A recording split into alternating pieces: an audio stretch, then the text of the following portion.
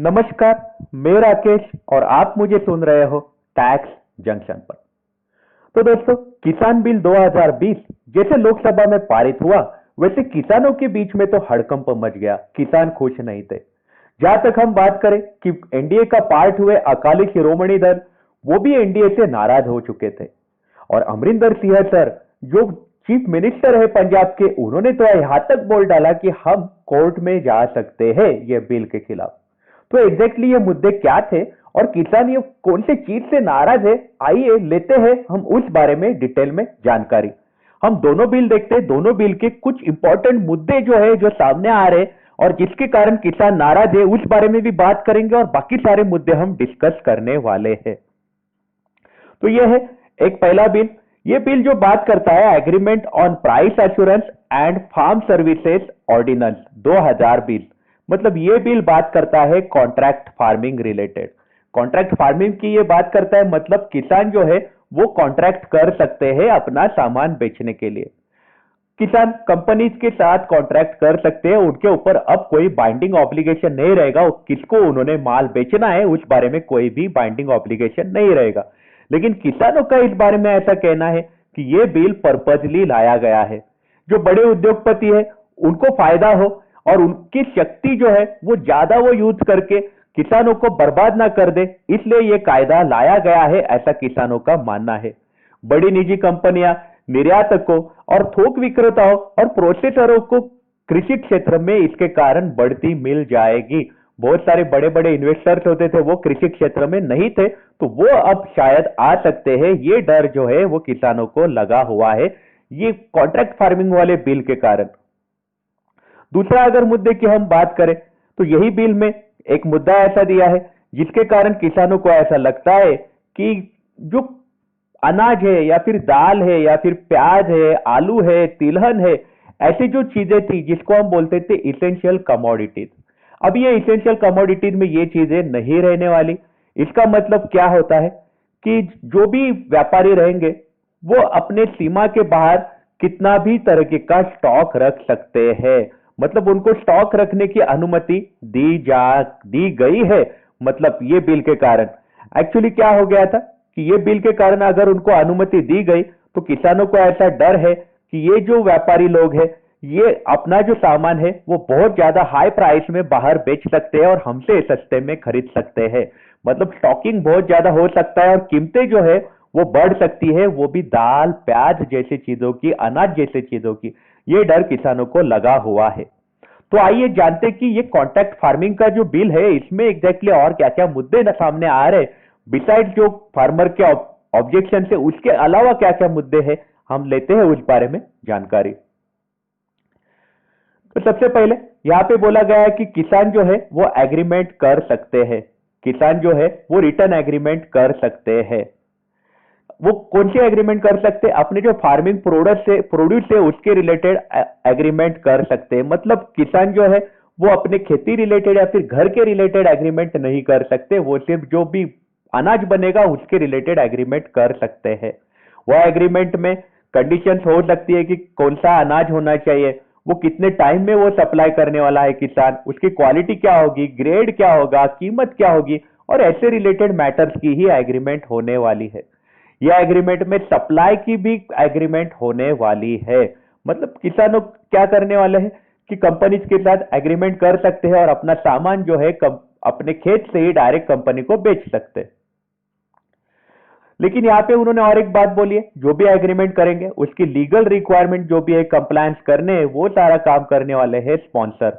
अगर स्पॉन्सर मतलब कंपनी जो है वही एग्रीमेंट की सारे कामकाज करने वाली है। किसानों को इतना नॉलेज नहीं रहता लीगल एग्रीमेंट का, डॉक्यूमेंट कैसे लगती है, यहां तक स्टैंप पेपर कितने रुपए का लगता है वो भी जानकारी नहीं रहती।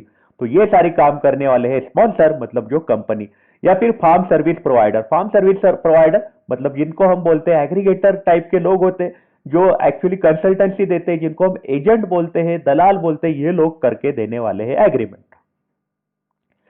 एग्रीमेंट जो है ये कोई भी एग्रीमेंट ऐसी नहीं होगी जो शेयर क्रॉपर के खिलाफ होगी। मतलब कई बार क्या होता है कि किसान जो होते हैं उनका खुद का खेत नहीं रहता, वो खेत का मालिक कोई और रहता है, किसान बस वहां पे अनाज उगाते रहते हैं। तो ऐसे एग्रीमेंट किसान नहीं कर सकते जिसके कारण जो शेयर क्रॉपर है, मतलब जो ओरिजिनल मालिक है, उसका कोई नुकसान ना हो। ऐसी कोई भी एग्रीमेंट किसान नहीं कर सकते कंपनी के साथ। ये एक मुद्दा उन्होंने ये बिल में दिया हुआ हमें नजर आ रहा है। एग्रीमेंट आप कितने काल का रख सकते हो? आप कम से कम एक क्रॉप सीजन का आप एग्रीमेंट रख सकते हो। जैसे एक क्रॉप सीजन होता है, 3 महीना वगैरह चलता है, चावल वगैरह हो तो। या फिर एक पूरा प्रोडक्शन साइकिल का रख सकते हो, जो लाइव स्टॉक होते हैं, मतलब जो जानवर होते हैं उसके प्रोडक्शन साइकिल का रख सकते हो, जानवर पैदा होने का अवधि। लेकिन मैक्सिमम आप एग्रीमेंट कर सकते हो 5 साल का। 5 साल के ऊपर आप एग्रीमेंट नहीं कर सकते हो। ये भी इन्होंने एक इंपॉर्टेंट बात बोली है। अगर आपको ऐसा लगता है कि आपका जो भी प्रोडक्शन है वो 5 साल के ऊपर हो सकता है, कोई भी आपने ऐसा पेड़ लगा दिया है, जैसे हम बोलते हैं साग के पेड़ होते हैं, सागवान बोलते हैं हम जिसको, वो बहुत टाइम तक बड़ा होने को टाइम लगता है, ऐसे अगर पीरियड के लिए आप है तो आप म्यूचुअली डिसाइड कर सकते हो एग्रीमेंट में। साथ ही साथ ऐसा बोला गया है कि सेंट्रल गवर्नमेंट है जो एग्रीमेंट के रिलेटेड कुछ फॉर्मेट दे सकती है, मॉडल दे सकती है, जिसके तहत किसान एग्रीमेंट कर सकते हैं। तो हमने फार्मिंग एग्रीमेंट की पीरियोडिसिटी देखी। आइए हम जानते हैं कि क्वालिटी, ग्रेड और स्टैंडर्ड से रिलेटेड क्या प्रोविजन है। यहाँ पे उन्होंने ऐसा बोला है गवर्नमेंट ने कि फार्मिंग एग्रीमेंट में दोनों पार्टीज, फार्मर और जो कंपनी है, ये दोनों क्या करेंगे कि पहले ही डिसाइड करेंगे कि कौन से क्वालिटी का, ग्रेड का और कौन से स्टैंडर्ड का फार्मिंग प्रोड्यूस बनाने का है। जैसे नॉर्मल कंपनी के बीच में एग्रीमेंट होती है, कुछ बना के देना है, तो सेम एग्रीमेंट फार्मर के साथ भी किया जाएगा। आपको अगर स्टैंडर्ड, ग्रेड और क्वालिटी का अगर आपको मैचअप करना है तो आप क्या करोगे? एग्रोनॉमिक प्रैक्टिसेस आप फॉलो करोगे, एग्रो क्लाइमेट और बाकी सारे फैक्टर्स को कंपैटिबल करके आप डिसाइड करोगे कि कौन सी क्वालिटी, ग्रेड और स्टैंडर्ड मिलने वाला है।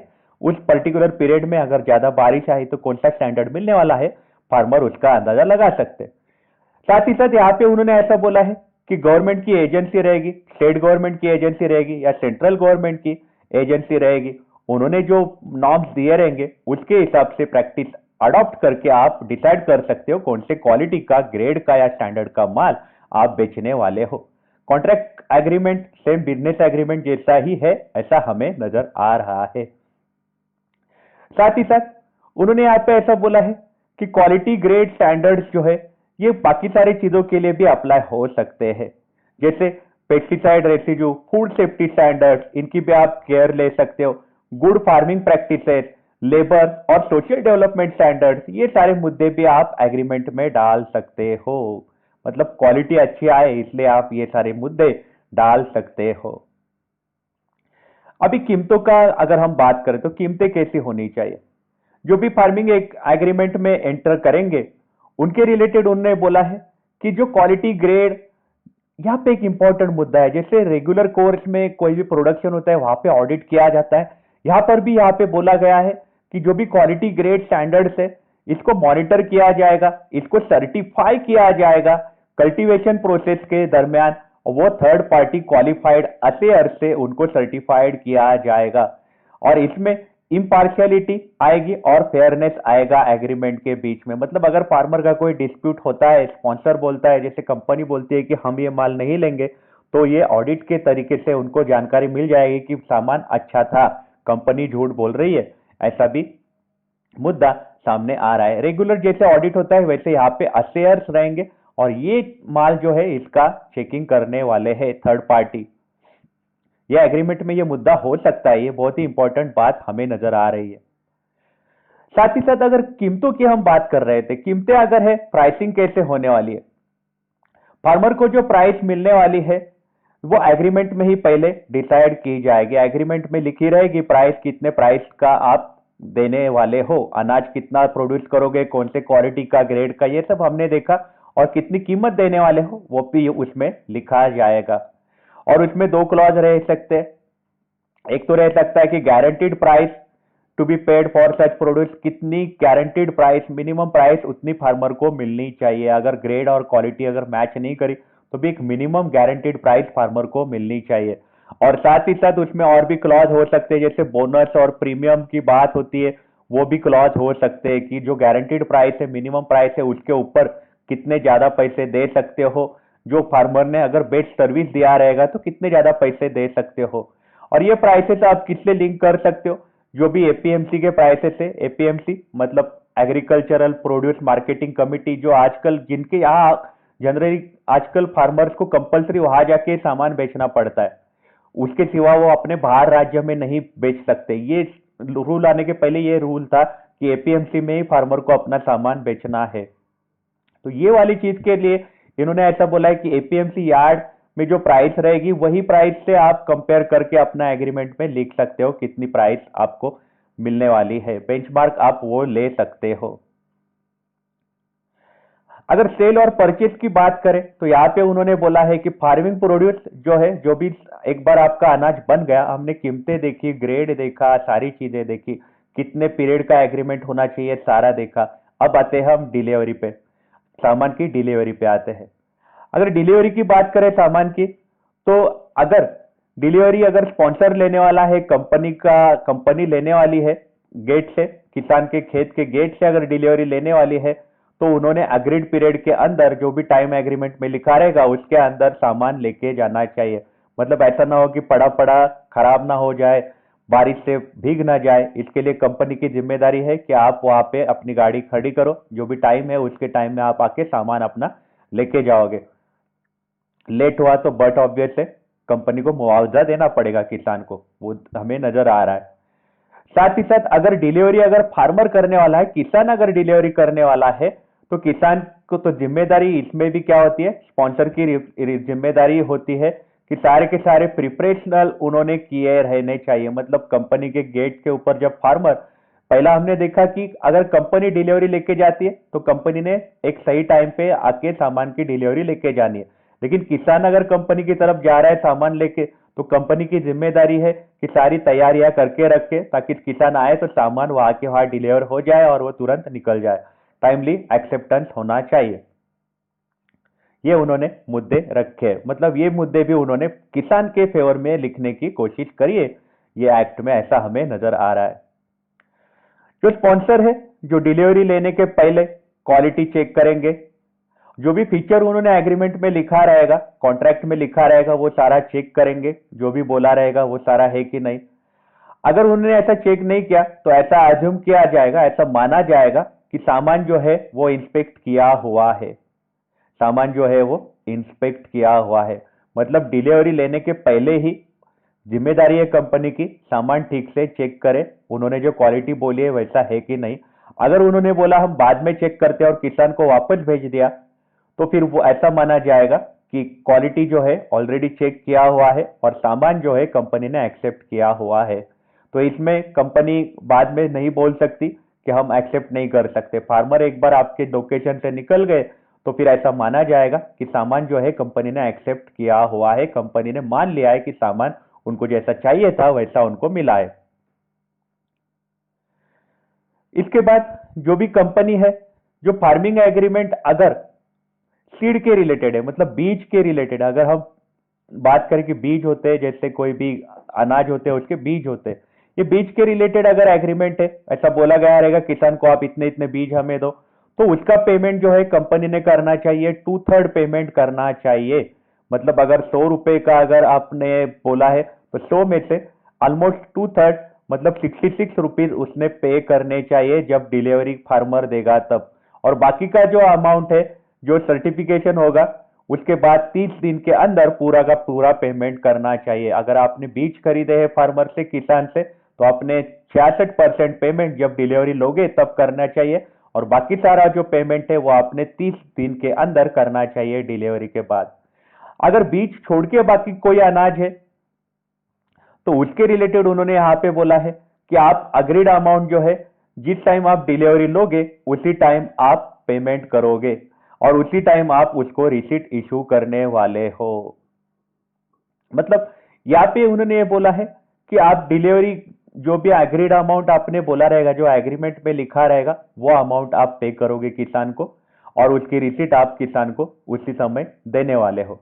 मतलब एग्रीमेंट में आपने लिखा रहेगा जैसे आप सामान लेके आओगे हम आपको 50% पेमेंट करने वाले, तो 50% पेमेंट करना है। एग्रीमेंट में जो लिखा रहेगा वो सीड की बात रहेगी तो 66% पेमेंट करना है। स्टेट गवर्नमेंट जो है हर राज्य की जिम्मेदारी है कि कौन से तरीके से पेमेंट किया जाएगा किसानों को, राज्य प्रोसीजर डिसाइड करने वाले हैं। एग्जेम्पशन की अगर हम बात करें, फार्मिंग प्रोड्यूस के हम एग्जेम्पशन की अगर हम बात करें, कि यहाँ पे एक इंपॉर्टेंट मुद्दा है जिसके कारण किसानों के बीच में हड़कंप मचा हुआ है। आप एग्रीमेंट जब एंटर करोगे, जो भी आप एग्रीमेंट करने वाले हो कंपनीज के साथ, तो वो उसमें आपको एग्जेम्पशन दिया जाएगा। एग्जेम्पशन कौन से चीजों के लिए दिया जाएगा कि इसेंशियल कमोडिटी एक्ट में कुछ प्रोविजन दी गई है। इसेंशियल कमोडिटी एक्ट में बोला गया है कि प्याज हो गए या फिर अनाज हो गए, वो सारी चीजें जो है उसका स्टॉक नहीं कर सकते, ऐसा उन्होंने बोला है। और फिर अगर आप ये रूल के अगेंस्ट, मतलब ये जो गवर्नमेंट ने इशू किया है, बिल इशू किया है, इसके साथ अगर आप ये चीजें करते हो तो आपको स्टॉक करने के लिए भी आप बेच सकते हो। मतलब ये वाला रूल जो है इसेंशियल कमोडिटी की हम बात करते हैं, वो गवर्नमेंट ने निकाल दिया है। तो उस कारण आजकल किसानों के बीच में नाराजगी छाई हुई है कि ऐसा ना हो कि हमारे से सस्ते में सामान खरीद के स्टॉकिंग ना करे। जैसे हम बोलते हैं कि अनाज, दाल, प्याज, आलू, ऐसी सारी चीजें जो है, ये सारी चीजें कहीं यूज ना की जाए, हमसे सस्ते में लेके उसका स्टॉक बना के कंपनीज बाद में हाई प्राइस से ना बेचे। तो ये बहुत ही इंपॉर्टेंट मुद्दा है, इसके कारण हड़कंप मचा हुआ है। इसके बाद अगर हम बात करें कि फार्मिंग एग्रीमेंट जो है वो किस कारण आप एंटर नहीं कर सकते। जैसे हमने देखा कि एग्रीमेंट में आप कौन सा ग्रेड का, कितने प्राइस की, कितने दिन में डिलीवरी किया जाएगा, डिलीवरी कैसे होगा, हर एक चीज की हमने बात करी। एग्रीमेंट में कौन से प्रोड्यूस की बात होगी। यहाँ पे इन्होंने एक मुद्दा बोला है कि आप कौन सी एग्रीमेंट नहीं कर सकते। जैसे कंपनी है वो कभी भी ऐसी एग्रीमेंट नहीं कर सकती किसान के साथ जिसके तहत किसान के जो प्रीमाइजेस है या फिर जमीन है, वो जमीन बेचने की एग्रीमेंट नहीं कर सकते। जमीन सेल से, लीज से या फिर मॉर्गेज में लेने की एग्रीमेंट कंपनी किसान के साथ नहीं कर सकते। ये एक इंपॉर्टेंट मुद्दा है। जो फार्मिंग एग्रीमेंट की बात हो रही है, कॉन्ट्रैक्ट फॉर फार्मिंग की बात हो रही है, उसमें कंपनी ये नहीं बोल सकती कि आप जमीन वगैरह जो है हमें बेचोगे कुछ टाइम बाद। अगर आपका प्रोडक्शन जो है ठीक नहीं आया तो जमीन दे दो हमको, जैसे पुराने जमाने में हुआ करता था, वैसा कंपनी कुछ भी नहीं कर सकती आप किसानों के साथ। साथ ही साथ कोई भी परमानेंट स्ट्रक्चर किसान के खेत में नहीं लगा सकती, या फिर कोई भी लैंड या फिर किसान का कोई भी वहां पे बिल्डिंग बना है किसान की, उसका कंपनी कोई भी मॉडिफिकेशन नहीं कर सकती। अगर कंपनी ने ऐसा मॉडिफिकेशन किया, कंपनी स्पॉन्सर मतलब कंपनी अगर उन्होंने ऐसा मॉडिफिकेशन किया या फिर कोई भी जगह पे कोई ऐसी बिल्डिंग वगैरह बांधने की कोशिश करी, तो उनको कुछ समय बाद उसको क्या करना पड़ेगा, निकालना पड़ेगा। जैसे होता है कि किसान का प्रोडक्शन है, उसको कहीं तो भी स्टोर करने के लिए किसान को लग सकते हैं कोई शेड लग सकते हैं, पतरे के शेड लग सकते हैं। तो किसान कंपनी को रिक्वेस्ट कर सकता है कि यहाँ पे शेड बना दो, यहाँ पे हम हमारा सामान रखेंगे, वहां से आप लेके जाओगे। तो ये जो शेड है, ये कंपनी ने कुछ पीरियड के बाद निकालने की जिम्मेदारी जो है ये कंपनी की है। अगर कंपनी ने ये स्ट्रक्चर नहीं निकाला तो ऐसा माना जाएगा कि ये जो स्ट्रक्चर जो बना हुआ है, जो भी शेड या फिर जो भी प्रीमाइजेस में बनाया हुआ है लैंड के अंदर, तो वो सारा जो है वो उस पे अधिकार जो है वो रहने वाला है एक फार्मर का, किसान का उस पे अधिकार रहने वाला है। ये भी एक इंपॉर्टेंट मुद्दा हमें नजर आ रहा है। कंपनी कभी भी ऐसे एग्रीमेंट नहीं कर सकती जिसके तहत किसान की जमीन या फिर किसान के प्रीमाइजेस मतलब बिल्डिंग जो कंपनी के नाम पे हो जाएगी। ये बिल के तहत कंपनी एग्रीमेंट नहीं कर सकती। साथ ही साथ अगर आप कोई भी स्ट्रक्चर बना भी रहे हो तो वो तोड़ के आपको लेके जाने की जिम्मेदारी कंपनी की है, नहीं तो उसके ऊपर ओनरशिप जो है वो फार्मर को, किसान को मिलने वाली है। फार्मिंग एग्रीमेंट का जो है इसमें आपको इंश्योरेंस और जो भी क्रेडिट इंस्ट्रूमेंट्स है जो गवर्नमेंट की स्कीम रहेगी उसके अंदर आप ले सकते हो। इंश्योरेंस वगैरह आप उसके अंदर ले सकते हो गवर्नमेंट स्कीम के अंदर। इसके बाद एक इंपॉर्टेंट मुद्दा है जिसको हम बोलते हैं एग्रीगेटर या फिर जिसको हम बोलते हैं फार्मिंग फार्म सर्विस प्रोवाइडर। ये लोग जो है इनके रिलेटेड सारे मुद्दे जो है अपने एग्रीमेंट में लिखने चाहिए। कई बार क्या होता है कि किसान को ज्यादा नॉलेज नहीं रहता, इंग्लिश का नॉलेज नहीं रहता, हिंदी का नॉलेज नहीं रहता, लीगल नॉलेज तो फिर कहाँ से रहेगा। तो ये केस में कोई एग्रीगेटर रहेंगे जो मीडिएटर रहेंगे जो कंपनी के साथ किसान की बातचीत करवाने के। तो उनका क्या रोल होने वाला है, वो सारी चीजें एग्रीमेंट में लिखी रहनी चाहिए। इसके बाद जो भी एग्रीमेंट आपने बनाई, वो पार्टी जो है वो आपकी म्यूचुअल कंसेंट से आप एग्रीमेंट में बदलाव कर सकते हो या फिर एग्रीमेंट टर्मिनेट भी कर सकते हो। जैसे आपने एग्रीमेंट की, हम इतना देर से कॉन्ट्रैक्ट फार्मिंग की बात करें जिसमें आप सारे मुद्दे लिख दिए, कितने प्राइस मिलने वाली है, कब प्रोडक्शन डिलीवर होना है, सारे मुद्दे हमने लिख दिए। लेकिन आप अगर दोनों पार्टीज अगर अग्री है, कंपनी और किसान, तो वो एग्रीमेंट क्या है, रद्द भी कर सकते हैं, टर्मिनेट कर सकते हैं वो एग्रीमेंट अगर वो चाहे तो।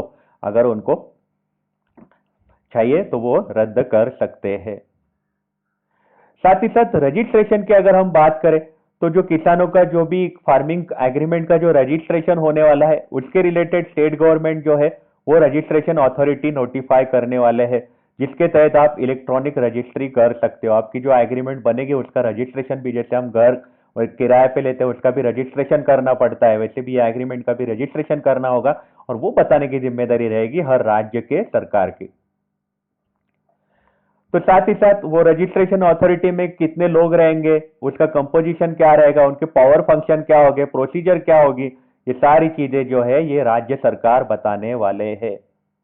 अगर डिस्प्यूट की बात करें, डिस्प्यूट में तो यहाँ पे उन्होंने बोला कि कंसिलेशन बोर्ड की स्थापना की कर देंगे, एग्रीमेंट के टाइम ही कंसिलेशन बोर्ड की स्थापना कर देंगे। अगर कंसिलेशन बोर्ड की अगर स्थापना आपने नहीं करी रहेगी तो आप क्या करोगे, डिस्प्यूट मतलब अगर लड़ाई हो किसान में और कंपनी में तो फिर कंसिलेशन बोर्ड आप एग्रीमेंट में लिखोगे। अगर नहीं है तो फिर आप सब डिविजनल मैजिस्ट्रेट जो है, जो सब डिविजनल अथॉरिटी रहेगी, ये डिस्प्यूट डिसाइड करने वाले हैं। तो ये इंपॉर्टेंट मुद्दे हैं और जिसके कारण हड़कंप मचा हुआ है। ये है पार्ट वन। ये पार्ट वन में हमने बात करी है कि कॉन्ट्रैक्ट फार्मिंग के प्रोविजन क्या क्या आए हैं 2020 किसान बिल के तहत। अगले वीडियो में हम देखेंगे कि किसान बिल के तहत, अगले वीडियो में हम देखेंगे कि किसान बिल के तहत जो भी कॉमर्स और ट्रेड और कॉमर्स के रिलेटेड क्या क्या बातें करी है गवर्नमेंट ने, इस बारे में हम बातचीत करेंगे। ये हम डाल देंगे कल, ये पार्ट टू हम कल आपको बताने वाले हैं कि इसमें क्या क्या प्रोविजंस है और जिसके कारण हड़कंप मचा हुआ है। तो आपकी इस बारे में क्या राय है, हमें आप कमेंट सेक्शन में जरूर बताइएगा। आप अपना ख्याल रखिएगा। अगर आप काम के लिए बाहर निकल रहे हो तो आप अपने आप को सैनिटाइज जरूर करिएगा। Take care, have a nice day.